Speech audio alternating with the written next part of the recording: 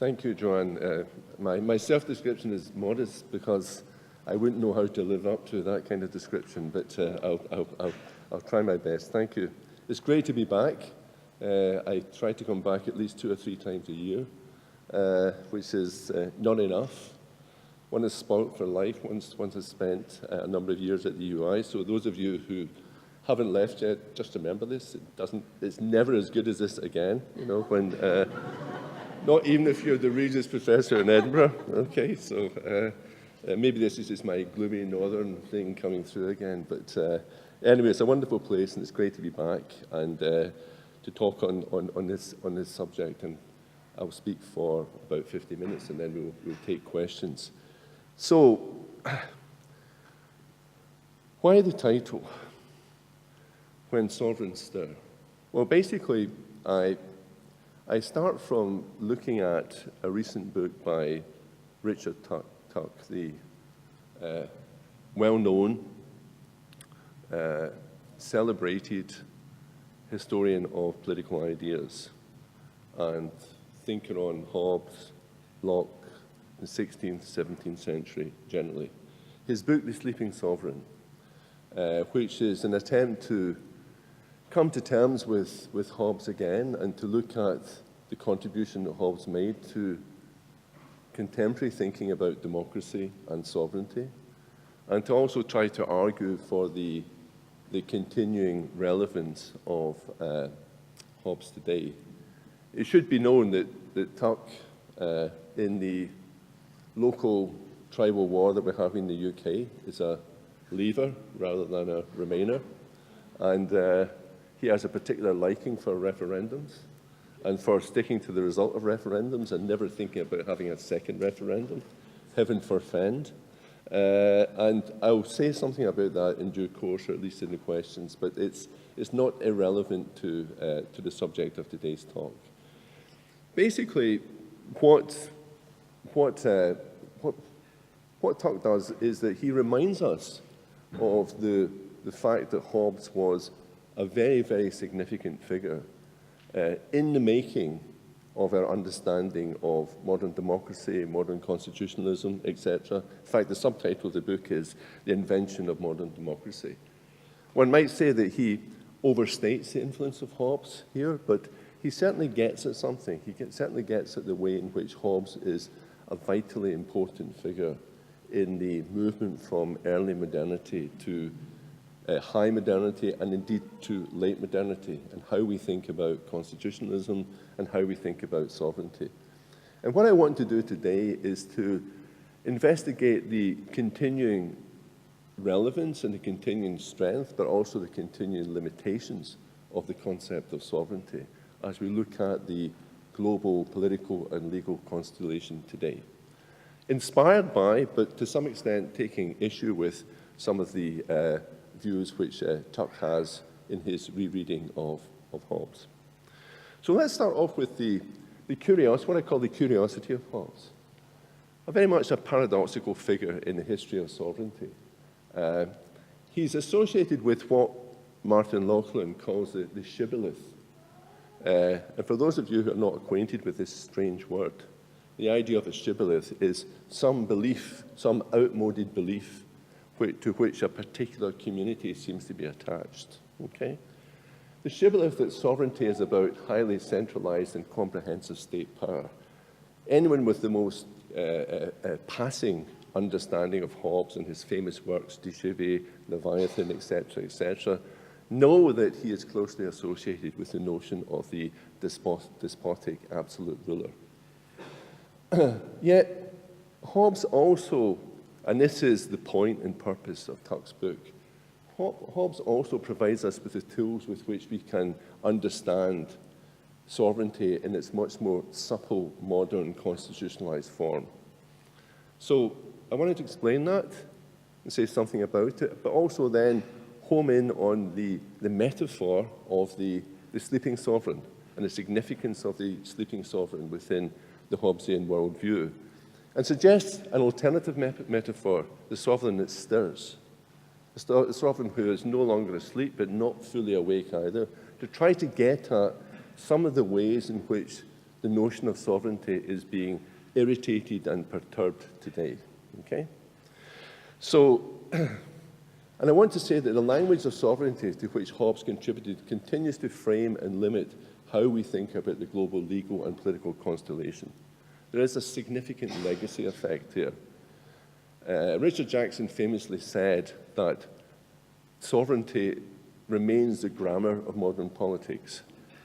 That, to some extent, that states part of the truth, but the other part of the truth is that sovereignty also remains rhetorically central. It's not just a grammar, it also remains rhetorically central to modern politics. It's by no means the only game in town. I'm not remotely suggesting that. Someone who's written books about global law, etc., could not suggest that. But it does have something, it has a deep structuring effect, which retains a significant relevance today. Okay, let's move on then. The Hobbesian metaphor of the sleeping sovereign, recently revived by Tuck. So, there are three innovations, and I say associated with Hobbesian sovereignty, and predicated on the idea of the sovereign as a powerful but dormant or sleeping possessor of ultimate authority. Okay? Now, before I go on, let me say that I'm not suggesting that Hobbes alone was responsible for all these changes in thinking. Hobbes, basically, he worked on the basis of earlier writers. Of course, he did. Baudin, a century previously, was just as important a thinker on sovereignty. Rousseau, a century later, was also important. But there's an interesting continuity there. And Hobbes is a key figure in the middle of that triumvirate, but also associated with a whole range of other writers at the time. So let's start off with the three major innovations. The first major innovation, and the one that Tuck focuses on in his book, is a clear distinction between sovereignty and government, okay? Between the idea of sovereignty as an original, indivisible, absolute authority on the one hand, and the notion of government on the other. So he was saying that there's a key distinction between the possession and the exercise of sovereignty. And that was a distinction which escaped the pre-moderns, the late medieval writers, for whom the particular authority of the sovereign was often blurred with and fused with the operation of the governmental power under that particular sovereign. So Hobbes gets this distinction. So the notion of the sleeping sovereign is the idea that government is something which is wide awake on a daily basis, but sovereignty is something which is asleep most of the time, something which is dormant, is sitting there in the background, a dormant form of power. The second innovation which flows from this is a kind of conceptual innovation. We move from a concrete to an abstract notion of the sovereign. Quentin Skinner famously said that the history of early modernity is a movement from the abstract, from the concrete to the abstract, around notions of sovereignty, constitutionalism, the very idea of the state itself. And of course, the idea of there being a distinction between the sovereign and government helps in this process, because the sovereign isn't an active operative part. You don't need concrete institutional day-to-day mechanisms to be associated with the sovereign. The sovereign can be an abstract entity, the people or something else, which stands beyond that. Also, there's a normative significance. And again, this is something which is often forgotten about for those who look at the substantive political theory of Hobbes. Sovereignty, now distinct from government, could rest with the people, understood as an artificial construction rather than as a metaphysical entity. The people were not invented by the moderns. We had a pre-modern conception of the people, but often it was a highly metaphysicalized conception. It was one which saw them as representing some kind of relationship to a divine will or whatever. It wasn't something which saw them in their secular reality and saw them as something which could be socially and sociologically constructed in real time. And of course, Hobbes himself, his notion of the social contract is highly hypothetical, but at least he put the notion of the social contract or the social compact on the table, the idea of the people as self-making, self-forming, self-constructed. So again, in order to do that, he needed the initial distinction between sovereignty and government. Now, the other thing to say there about that is that, and this is why Tuck makes a point about the invention of modern democracy. His point is that when Hobbes was writing, the notion of democracy was in trouble.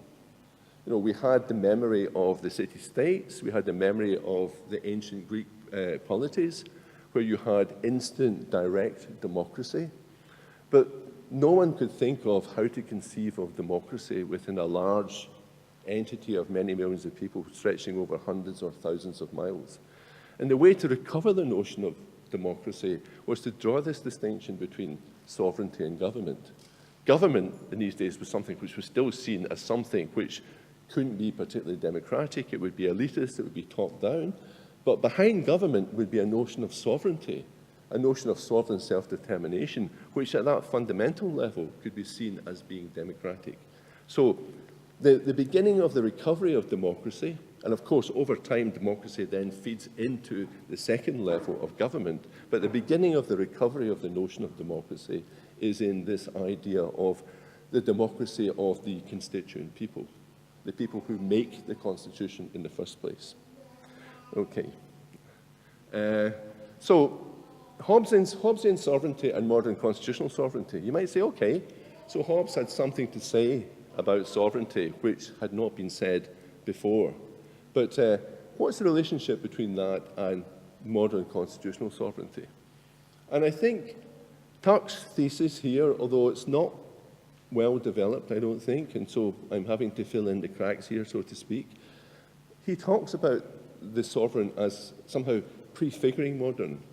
His notion of sovereignty and the sovereignty-government distinction prefigures the notion of modern constitutional sovereignty.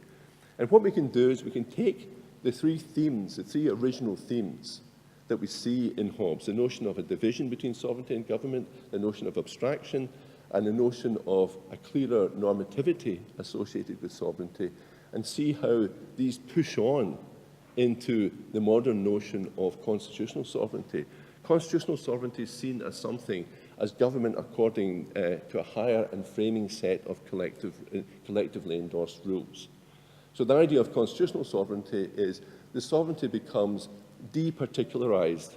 It's no longer the ruler, it's no longer the king's two bodies and the king and his ruling entity. It's something which becomes increasingly departicularized and increasingly abstract. And the notion of a rule-based system, a constitutional rule-based system, is helpful in terms of division because it systematically organizes and so consolidates the hierarchical division between sovereignty and government. It refines the abstract quality of sovereignty. This constitution itself becomes expression and the measure of sovereign statehood. And also through constitutional renewal and amendment mechanisms, it provides an effective and legible normative steering mechanism for the collective people. Okay? So all of that, none of that is explicit in Hobbes, but the point is that the conceptual innovations that Hobbes makes allows and prefigures the possibility of thinking of constitutional sovereignty. Unless Hobbes had kind of split the atom between sovereignty and government, it would not have been possible to move on to the next idea of a constitutionalized notion of sovereignty. Okay, let me say something more about what I call the political ontology of constitutional sovereignty, the basic political essence of it. And what this constitutional form of sovereignty, which moves beyond, the shibboleth of the highly centralized notion of sovereignty which we associate with Hobbes, is that it talks about the constitutionalized sovereignty involves the moderating influence of a popular rule-based order, a new form of balance, and a countering of a tendency to see unity and absoluteness of the sovereign reflected in the governmental form. Okay? And crucially, rules and constitutional rules allow us to do that. They allow us to achieve that balance. So you have the aspirational project of collective self-rule, rather than simply a reification of existing power or centralized authority. You have a commitment to a balance of local public reason with presumptively universal norms. The minute you get into the business of general norm making, there's a presumptive universality there. rather than an imposed parochial version of political authority. You have jurisdictio, to use the old Roman law distinction, jurisdictio balanced with gubernaculum, individual right with collective goods. Ancient constitutions were always about the collective, the power of the collective. Now, with the rule-based order, that can be countered or balanced by individual rights. And also the notion of governmental power as being sensitive to a plurality of founding and continuing communities, not just the singularity of sovereign authority, but it's something, a plurality. So singularity is now balanced with a notion of plurality. The individual balances the notion of the collective, the universal balances the notion of the particular, and the aspirational or the forward-looking balances the notion of the historical or the traditional. And all of these things are made possible by the notion of constitutional rule. Okay, the sleeping sovereign, right. Those of you who have never read Hobbes' passages on the sleeping sovereign, they're actually very, very interesting. They're very, very vivid. And, you know, the point he's trying to make, although constrained by the particularity of the image, you know, is that there are many, many circumstances in which the sovereign retains backstop ultimate authority, even though he is literally or metaphorically asleep. Some of the examples he uses is when the sovereign's a child, etc., etc. But the point he's trying to make is that there are these two levels of authority. And what he's insisting upon here, though, is that the notion of sovereignty is very much a backstop authority. It's an occasional authority, right?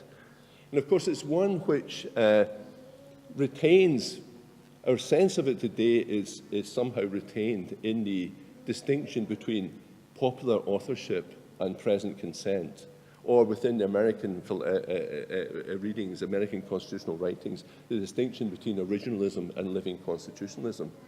They, in a sense, are the kind of yin and yang of constitutional authority. You have this notion of the backstop authority, the original authority, and the notion of present consent. And the notion of the sleeping sovereign is about how difficult it is to overcome that. And if you want somehow to revise, if you want to, sorry, if you want to, yes, that's when sovereigns stir. Yeah, okay. But when we, it's. I like to have an audience of all ages. It's great. But we have originalism versus living constitutionalism. The point is that the sleeping sovereign pays tribute to the importance of that tension and the importance of the original authority of the sovereign or the constituent people, and says, okay, it is a dormant authority. It can wake up, but only under really quite unusual and extreme circumstances. And there's a range of mechanisms for this. Some of these will be formal. The 27 amendments we get in 240 years in America. Some will be informal and surrogate through constitutional interpretation, and some will be downright revolutionary. It will be a retaking of sovereign authority on the part of the people and a breakdown of the legality and legitimacy of the previous order. All of these are cases, you know, where the sovereign effectively wakes up. Now, limitations of the sleeping metaphor, right? So this is where I start getting interested in the limitations of what I think Tuck is talking about, because in all of this, I think he's describing part of our political ontology, part of what's going on, but it seems a somewhat limited part. And some of these limitations, I think, have to do with the notion of sovereignty itself, but some also have to do with the limitations of the sleeping metaphor. The sleeping metaphor is quite evocative, but it's also quite limited in certain ways. And I would say it produces a reductive picture of political authority, both descriptively and what I call performatively. And I want to make the performative point because it's not just that Hobbes gives us a lovely picture of the nature of political authority, and even to some extent a prediction of how it unfolds. It's as I say, it's not just the grammar of political authority, it's the rhetoric, it's even the poetics of it. He actually tries to there's something performative, there's something suggestive, there's something effective about the sort of language that he uses. The language that he uses, the language which he encourages, becomes part of the rhetorical structure of how we think about sovereignty. So when I'm criticizing the sleeping metaphor or challenging the sleeping metaphor, I'm not just challenging its descriptive accuracy, I'm challenging the performative role it's had in how we think about sovereignty. So, reductive picture, clearly what we get here is a binary division of sovereign consciousness, awake or asleep. But what about the in-between? What happens to the in-between here? There's also a focus very much on formal amendment processes, because here you have the clear trigger, you have the alarm clock, you follow that procedure and you wake up, or the Constitution wakes up. You also have a focus on a unitary structure of power, which leads, I think, to a settlement bias in favour of the existing sovereign. If you have a world order which is made up of sovereigns, then you have a already implicated system of authority. And we know that, anyone here who studies either national constitutional law, there are only 3 constitutions in the world which explicitly allow secession, or international law, and you look at the way in which the remedial right theory predominates within international law, which sets a very, very heavy barrier for the legitimate overcoming of the existing sovereign. The very idea of sovereign authority creates a kind of settlement bias. So part of the problem is that sovereign authority is by its nature monopolistic, but also it's already there. So the system of sovereign authority has a deep conservative bias within it. Okay? And if we keep to the notion of the sleeping metaphor, then in a sense we're reinforcing that, because we're saying there are very, very few opportunities, and these opportunities themselves are actually controlled by the sovereign for actually overcoming this kind of settlement bias. But also I would say I want to focus on the very notion of the limitation of this. It's not just the sleeping word, but it's the sovereignty word itself. So the focus on the deep structure of sovereignty, on singularity, monopoly, and mutual exclusivity of authority, it's also a very, very limiting thing. So let me say a bit more about that. Why would one describe the deep structure of authority associated with sovereignty as a limiting idea? Well, partly it has to do with the internal balance of constitutional authority, which I talked about earlier, the precariousness of that internal balance. A notion of a sealed container of tensions, right? Between unity and plurality, between the individual and the collective, between the universal and the particular. And we know at a more concrete level that within constitutional thinking, we have other antinomies between voice and rights, between judges and legislature, between political constitutionalism and legal constitutionalism, which in a sense mirror that underlying fundamental tension. And the notion of sovereignty, somehow it seals that tension, within the sovereign order. It tries to contain it. Perhaps it's trying to contain the uncontainable. And this is reinforced by sovereignty's tendency to monopolize legal authority and political imagination. So this can lead to constant internal contestation, but also the danger of the accomplishment of imbalance. And a lot of people would say it's not so much the contestation, it's the fact that that contestation is often resolved in one direction rather than the other. So either we move towards a deracinated culture, a culture of capture by elites, or perhaps a gridlock, or maybe a highly parochial culture, the ones which we associate today with populism and within a narrow and chauvinistic nativism. So what we're saying is that the sovereignty idea, because it tries to balance these strongly antinomic, these strongly opposing principles, sits in danger of actually resolving that balance in one direction rather than the other. That's part of the problem. It's also part of the genius of the deep structure of sovereignty. And this, of course, is further reinforced by a kind of global systemic effect. Sovereignty discriminates against forms of authority that do not fit its frame, okay? And I don't have time to go into it, but I have a large section in the paper which this talk is based on, when I look at how sovereignty, in a sense, becomes blind to or myopic before various forms of authority that it doesn't easily recognize. Anti-imperial authority. Jennifer Pitt's recent book on colonialism and international law makes the point very, very vividly that the revolution in internal sovereignty and thinking in internal authority in constitutional terms was not matched at the time by a revolution in external sovereignty. So external authority, the sorts of constraints that are built into internal sovereignty were vivid by their absence in external sovereignty in a way which allowed a lot of imperial structures to develop. So they were perfectly sovereign and constitutional in their internal forms, but not externally. So there is a relationship there between sovereignty and imperialism. There's also, I would say, in terms of transnational authority, one of the historical blindnesses of sovereignty there is the inability to think of transnational authority as anything other than a link between sovereigns. So it's transnational authority, traditionally within a sovereigntist mindset, is something which is deferential to sovereign power. Transnational authority can only be transactional between sovereigns. It cannot be something which sits on top of sovereigns. Also, subnational authority is not something which is well recognized within the notion, within the deep structure of sovereignty. And I'll come back to some of these points in more detail as we go on. So, the steering metaphor. So, I have a lovely passage which I will not read out to you about all the ways in which the steering metaphor allows us to go beyond the limitations of the sleeping sovereign.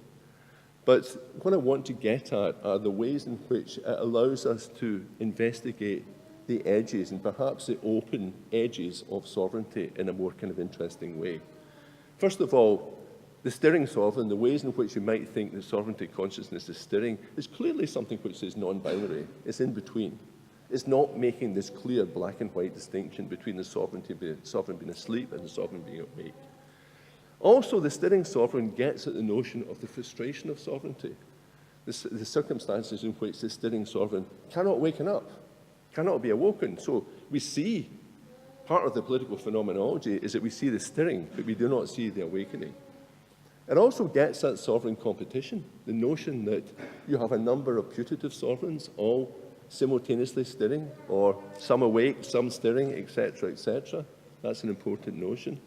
And also, I think, more generally, it gets at the idea of a modification of sovereignty. Do the steerings perturb and irritate sovereignty in ways that may be transformative or moderative of its deep structure? So these are the questions which I'm asking myself in the second part of the talk and in the second part of the paper upon which it's based.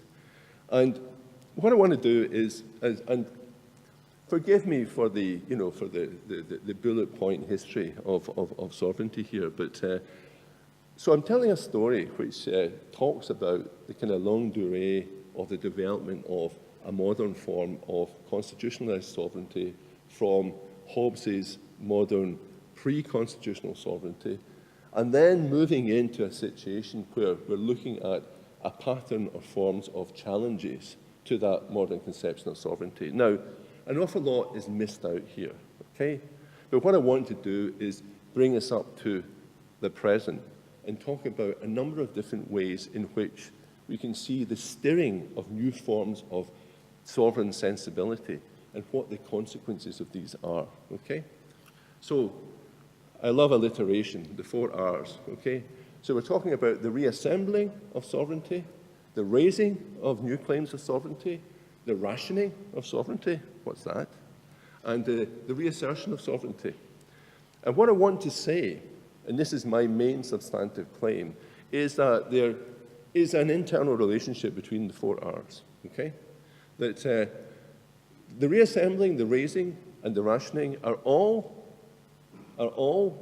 responses to problems within the deep structure of sovereignty, but they're all responses within that deep structure to problems in the deep structure of sovereignty. They have to be.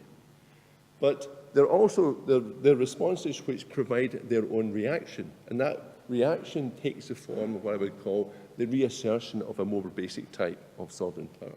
okay? There's more to it than that. The whole world cannot be explained in terms of the relationship between different types of sovereignty. I'm not claiming that.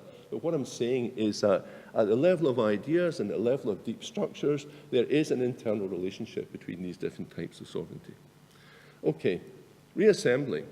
So here I'm very influenced by a really nice new book by Andrew Arato, which talks about so-called post-sovereign constitution making, right? And what he's doing is that he's fixing on the way in which, in the post-Second World War world, there is an interesting double movement going on.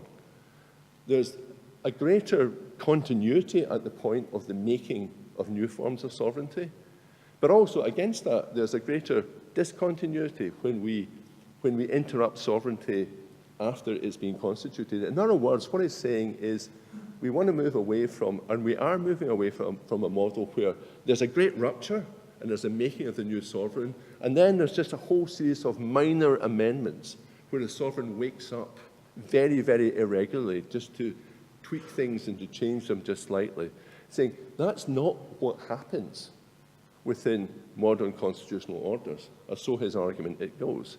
He said there's far more attempt at continuity at the initial phase, and far more, on the other hand, appreciation of the significance of change once the Constitution is actually in motion. So it's much more of a kind of flow rather than a discontinuity idea of sovereignty and constitutional sovereignty, or so the argument goes, right?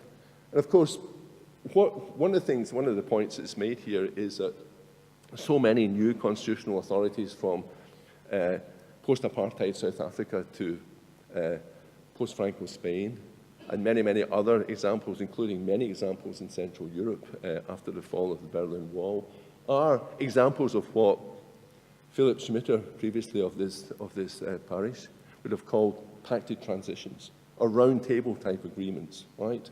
And the point there is that if we think about constitutional discontinuity, then we've always thought about constitution making either in terms of a revolution in legality and legitimacy, in which case we have a new constituent assembly, as in the classic French case or many, many other cases, or we have something which is a revolution in terms of legality, but not the legitimacy of the system of government itself, like the Philadelphia Convention, etc., etc.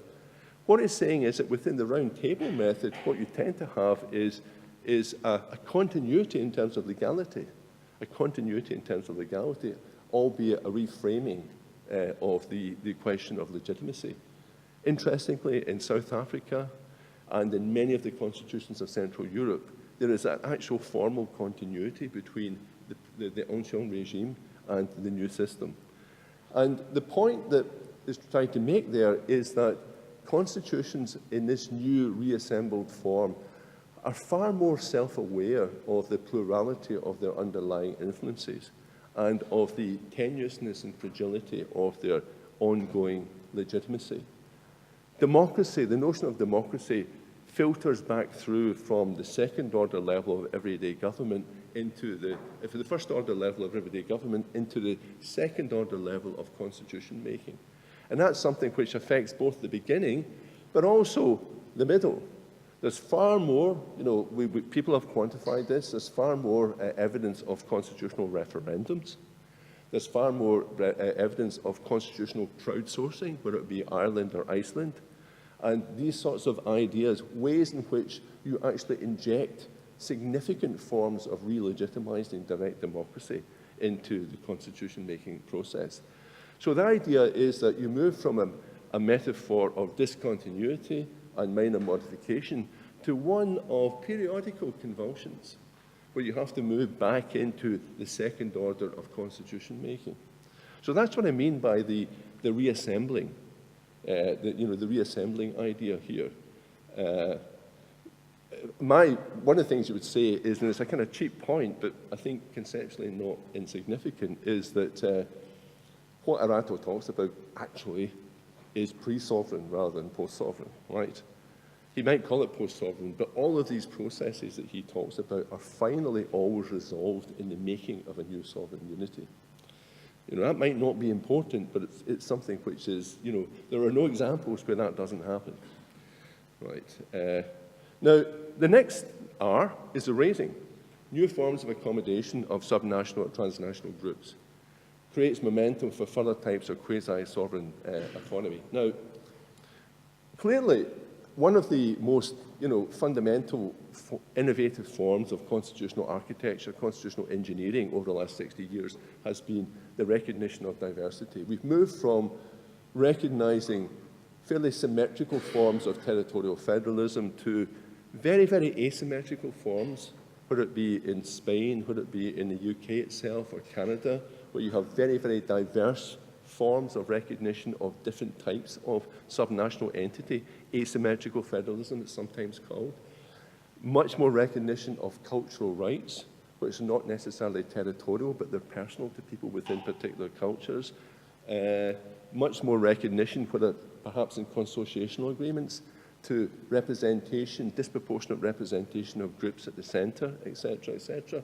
But in all of that, all of these things speak to a more fundamental move towards sovereignty in the part of subnational groups. I mean, we had 51 members of the United Nations in 1945. We have 193 now. Something must have happened. You know, something must have happened. 140 sets of people said, we want our own sovereignty. And the point is, that something is something which continues. And in many ways, these innovative forms of constitutional engineering themselves provide the platforms for these things to be developed further. So, now, this is also something which is nourished by supranational authority. Supranational initiatives that check state authority and support the capacity of subnational authority to pursue public goods in their own space and to protect universal norms actually make it more possible for subnational groups to claim new forms of sovereignty. Now, something really interesting is happening here, particularly in Europe, I think, under the EU. And one of the ways in which I would describe this, I can't go into in detail, but I have written about it at some length, is a move from what I would call teleological forms of claims to sovereignty on the part of subnational groups to reflexive claims. So the teleological claim is the old-fashioned one where you say, okay, I'm the Scottish National Party, or I'm a particular form of Catalan Independence Party, or the Northern League, and what I want straight down is sovereignty. That's what I want. It's what I would call sovereignty of outcome. Instead, what we have is what I would call sovereignty of choice. Autonomous parties who say, what we claim is the right to decide. We claim the never-ending right to decide our own sovereign self-determination. The Spanish crisis and the Catalan crisis are precisely about whether or not that right to decide exists, okay? It's not about the outcome. That's another issue. That's downstream of the question of the right to decide. It's about whether there's a right to decide in the first place, okay? And actually, all over Europe, same is true of Flemish nationalism, there's a bunch of movements who actually make it very, very prominent within it that they retain the right to decide. You know, they retain a sovereignty of choice and not necessarily a sovereignty of outcome, although the sovereignty of choice might lead to the sovereignty of outcome. Now, again, what you have here is something which is fundamental and interesting, but again, it's something which is, to some extent, blocked by political reality. And the EU here has a very, very significant role to play because the EU in many ways has made it possible for these sorts of claims to be made. But the EU finally is also an entity made of its member states. And so the member states themselves don't necessarily want these subnational forms of authority to finally take sovereign form. And arguably, the very idea of the EU is that these sorts of disputes should not be resolved in terms of a wider and different range of sovereignties. Okay. Right, I'm sorry, I'm speeding up now because I'm realizing I'm getting out of time. I have a few minutes. Okay, the third thing I want to talk about, and this might seem a bit odd, is the notion of the rationing of sovereignty. Who talks about the rationing of sovereignty? Well, I would say that if you look at the agenda of many supranational bodies, whether it be the United Nations in terms of peace and human rights, whether it be the International Criminal Court, in terms of humanitarian crimes, whether it be the WTO in terms of trade relations, or the European Union itself in terms of its vast panoply of powers, they're all, initially at least, involved in the planned restrictive redistribution of the scarce resource of sovereignty. They're all interested in the interests of the historical sovereigns themselves, right? That's part of, we can contest the history of these bodies in all sorts of different ways, but right at the beginning, they can all be understood in terms of the rationing of sovereign power. You know, the famous line in the Costa case at the beginning of the European Union, the idea that these sovereign rights will be limited permanently, is saying that, look, these actors have come together to ration their own powers, to ration their sovereignty. So it starts off as something about the rationing of sovereignty. But then, of course, it sort of changes. Because suddenly, over time, the language gives way to the pooling of sovereignty, the sharing of sovereignty. We also get all sorts of sovereignty proxy words coming into the debate, whether it be primacy or supremacy. And even the notion of constitutionalism itself, the constitutionalization of the EU, can be a kind of proxy for sovereignty too. And what's happening there is that the rationer is beginning to arrogate to itself some of the rations. That's what happens in that sort of situation. So what you have there is the confusion of the issue, that what starts off as something which is the rationing of the scarce resource of sovereignty ends up with a surplus of sovereignty claims. You know, and it's impossible to look at many of the great clashes between the EU and member states other than as a kind of fight between two more or less developed conceptions of sovereignty. So again, that's something which is happening. Rationing sort of works, but then it comes up against the greedy logic of sovereignty. So suddenly what you have is that the body which is supposed to transcend sovereignty is itself making claims that we've always associated with sovereignty. Okay, so this leads, in my whistle-stop tour, finally to what I call reassertion, right? And I want to talk about, very, very briefly, about two different things here, two different types of reassertion. So one has to do with what I call, I've written a paper about the history of constitutional clauses as regards external sovereignty over the last 100 years or so. And it's very interesting that as the world has become a more interconnected place and we have more transnational forms of authority, what you have at the same time increasingly written into constitutional documents are what we call demarcation clauses. Clauses which say, thus far and no more. Here are things you can't talk about. You cannot take our citizenship rules away from us, our prerogatives over immigration, etc., etc. You cannot, provisions which explicitly say that the treaty-making power of the national authority is retained. Provisions which say that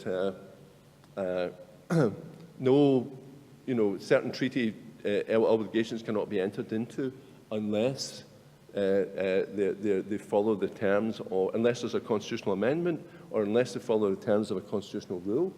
We also get substantive provisions, sometimes written into the Constitution, sometimes implicit in the Constitution, which talk about fundamental ineradicable cores of that Constitution. And that might be the federal principle, or the social principle, or the security of the state, or monetary sovereignty. And these issues come up time and time again in clashes between national constitutional authorities and transnational authorities. And it's all about defensive demarcation. It's all about saying, in a deeply interconnected world, there is a reassertion of sovereign power at the margins and at the edges, right? But alongside that, and to some extent feeding into it, although I see these as being rather different, actually quite radically different phenomena, but like all of these things, there's a kind of fuzziness in between the two. We also have what I would call populist constitutionalism, which for those who are coming to my seminar tomorrow, that's what I'm talking about then. But my point here is that populist constitutionalism has many parents. It's not just the things that I've been talking about. It's not just the irritations caused by the reassembling, the rationing, and the raising of new sovereignty claims. But it's certainly, to some extent, in response to these, particularly the rationing ideas. So basically, populist constitutionalism is something which goes back to that deep internal tension in constitutionalism between the various antinomies, the individual and the collective, the universal and the particular, unity and plurality, and which makes a claim. It makes a claim in favor of the unitary, collective, particular. It's saying this is a thing which has been neglected. Constitutionalism has neglected that side of the equation, and this is a time for its reassertion. So think about the ways, think about the tropes involved in populism, the assertion of nativism, the anti-cosmopolitanism, the assertion of collective rights or the collective good against overemphasis upon individual rights, etc., etc. The overall irritation with mediating processes of constitutionalism, which will get in the way of the collective desire of the leadership of the moment, etc., etc. All of these involve a re-emphasis of one side of that internal tension within constitutionalism. And of course, this is done, through another trope. It's done through a claiming of a kind of democratic antennae on the part of the popular leader. Something which says, look, if the problem of constitutionalism is how do we reconcile the relationship between the original people and today's people and between the people in general and the need for anti-majoritarian checks, then you can cut through all of that by saying there is a fundamental notion of the people, which is the best notion, which is what the people in general want and which would resolve or somehow marginalize all these other issues, which are the bread and butter of constitutional politics. So what you get is this rhetorical reassertion of what has always been one side of the equation of democratic constitutionalism, right? So my point is that, in that sense, populism and this type of reassertion of a certain type of sovereignty, and the trope of sovereignty is very significant within this. We were talking about this earlier, in the Brexit debates, for example, one might think sovereignty isn't a term which actually operates that much within everyday discourse, but it does. In one of the main surveys, the main reason for Brexit was, it wasn't taking back control, it was reassertion of sovereignty, whatever that actually means. That's what was actually said. So the point is that, and that comes back to my point about how sovereignty has this emotional and symbolic significance as well. So what I'm saying is that all these ways in which sovereignty is being re-stirred are all internally related to each other. They're all somehow constrained by the deep structure of sovereignty, but they're making different sorts of claims. And now what we have, through the reassertion of a certain type of sovereignty, is a really quite significant counterclaim against some of these other earlier and more open forms of modification. So let me just finish. Last thoughts. Far too small as well. So the point, let me just say in conclusion, right? So I think of sovereignty remains, we can talk about this in a debate, but sovereignty remains for me something which is epistemically vital. It is part of the deep grammar of how we think about modern politics. It's clearly materially significant. There's lots of material resources which go with sovereignty. There's a lot that don't, a lot of economic resources, etc., but there's lots of material public resources which do. Also massively symbolically central. The politics of recognition.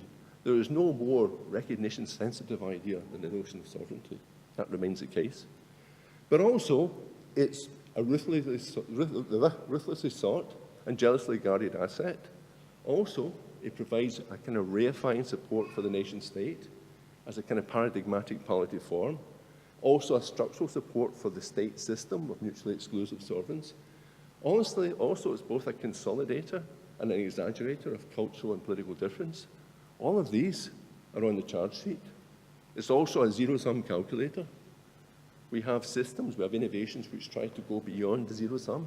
The EU and we end up having fights within EU member states about the zero-sum politics of sovereignty. It's also a deep disappointer of diverse political aspirations. 193 members of the United Nations rather than 48, but how many more wannabes? And also, it's a container of, and I put this in inverted commas, uncontainable tensions. I'm not sure if it is, but that's a question for another day. Thank you.